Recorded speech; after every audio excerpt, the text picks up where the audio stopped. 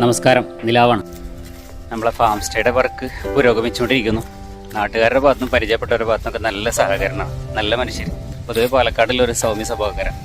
പരിചയപ്പെട്ടവരെല്ലാവരും നല്ല മനുഷ്യർ. പണിക്കാരൊക്കെ കിട്ടാൻ ബുദ്ധിമുട്ടില്ല, എല്ലാം ഭംഗിയായിട്ട് നടക്കുന്നുണ്ട്. അങ്ങനെ നമ്മൾ പുറം ഭാഗം എല്ലാം പണിയുമ്പോഴും വീടിനകം നമുക്ക് വൃത്തിയാക്കാനോ പണിയാക്കാനോ പറ്റാത്തൊരു മുകൾ ഭാഗം ഫസ്റ്റ് ഫ്ലോർ നമുക്കൊന്നും ചെയ്യാൻ പറ്റാത്തൊരവസ്ഥ ഉണ്ട്. അതിന് കാരണം പണി മുടക്കുന്ന ഒരു വ്യക്തിയുണ്ട് നമ്മുടെ ഇവിടെ. അങ്ങനെ നമുക്ക് പരിചയപ്പെടണ്ടേ, ഞാൻ കാണിച്ചു തരാം. വീട് തുറന്നിട്ട് നമ്മൾ ഫസ്റ്റിൽ മുകളിലേക്ക് കയറിയപ്പോഴാണ് കണ്ടത് ഒരു പ്രാവ് ഫസ്റ്റ് ഫ്ലോറിലത്തെ ബെഡ്റൂമിൽ നിന്ന് പറന്നു പോകുന്നത്.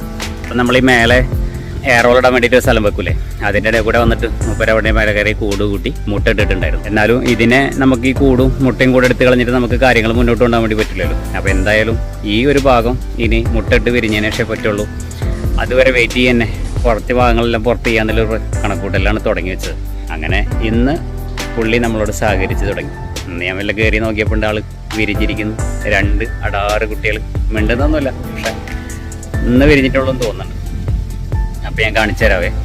അപ്പം ഇനി ഏതായാലും കുഴപ്പമില്ല, കുട്ടികളെ വിട്ടിട്ട് ആൾ പോകില്ല. ഇനി നല്ലൊരു കൂടും സെറ്റപ്പ് ഉണ്ടാക്കിയിട്ട് ആളെയും കുട്ടികളെ അങ്ങോട്ട് ഷിഫ്റ്റ് ചെയ്ത് കഴിഞ്ഞാൽ നമുക്ക് നമ്മളെ പണിയുമായി മുന്നോട്ട് പോകാം.